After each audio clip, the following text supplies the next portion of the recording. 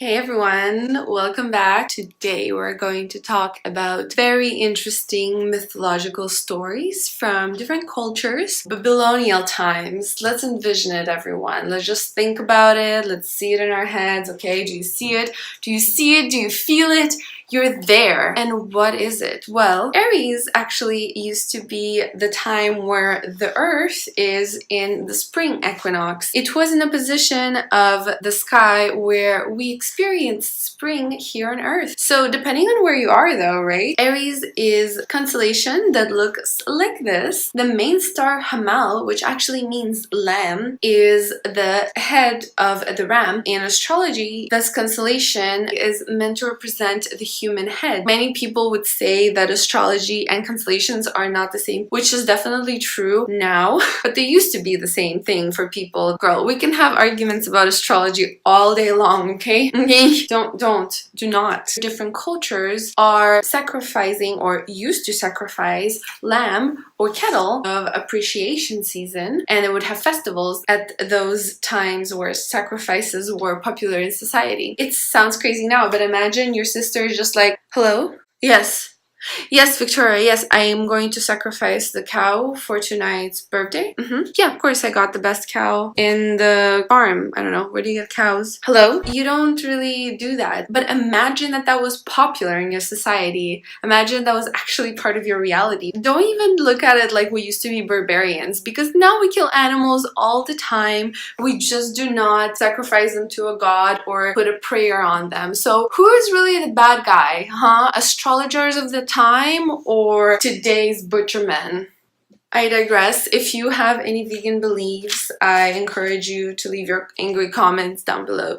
What did the word Aries actually mean? In Babylon, Aries called KU.MAL, which means a feet dweller, another characteristic that we attribute today to Aries, a hard worker type of characteristic, somebody who identified with a shepherd, and eventually that transferred to the actual ram in Egypt. Aries is associated with Amun-Ra, which is a god that is considered to be the king of all gods. So not only is he a god, but he's the king of gods. Also a symbol of fertility. This Amun-Ra had this big hat that looks a lot like the horns of Aries. They're very, very aggressive, very perky, very erect.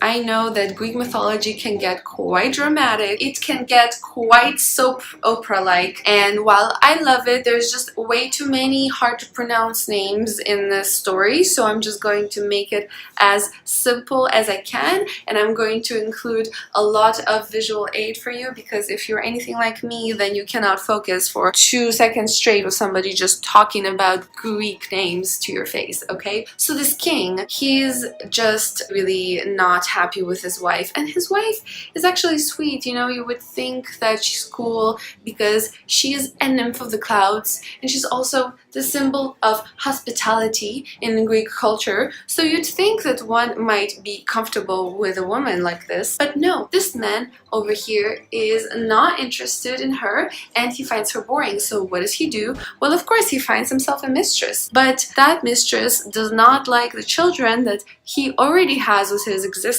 wife. She's jealous of the kids. That's not a soap opera for you already, my friend. You can just close that window right now, okay? What do you think happened next?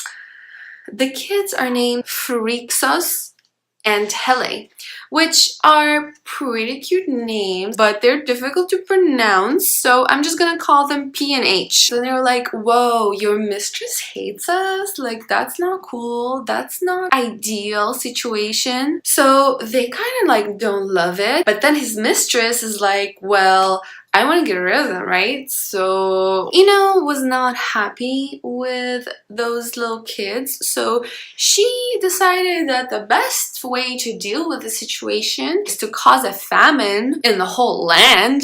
Then fake an oracle message that says that if the king sacrifices the children of the queen, the famine will stop. Okay, so basically he decided he's going to go sacrifice them. But of course, Nephele was not stupid. She knew this king was up to no good. When he was about to go up to the mountains to sacrifice his 2 children like a crazy person, she sent a ram, a golden ram, that took the 2 children and ran across the who knows where. I will insert it right here so you can see on the map, but it is an actual region. And guess what happened? You see this little area here? She died in there. She fell off the ram and died in the river, and they named the river after her. Okay, so the kid survived, and anyways, he's on this ram. He arrives to this place. What happens? He trades the ram in exchange for a woman. And the king takes the fleece, and what does he do with it? Well, think what would any good king would do with a golden coat of a ram.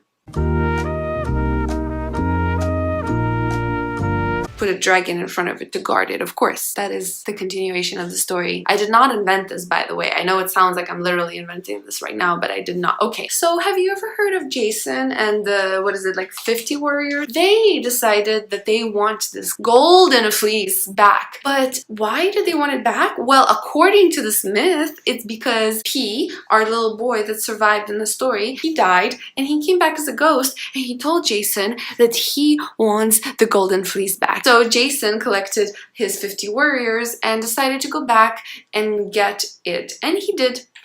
That's literally it. This is part 1 of the stories that I want to do about Aries. I'm also going to talk about attributes of Aries in astrology, so please stay tuned for that. Girl, if you are a Sun Aries, then I feel for you. I love you all, and I'll see you soon.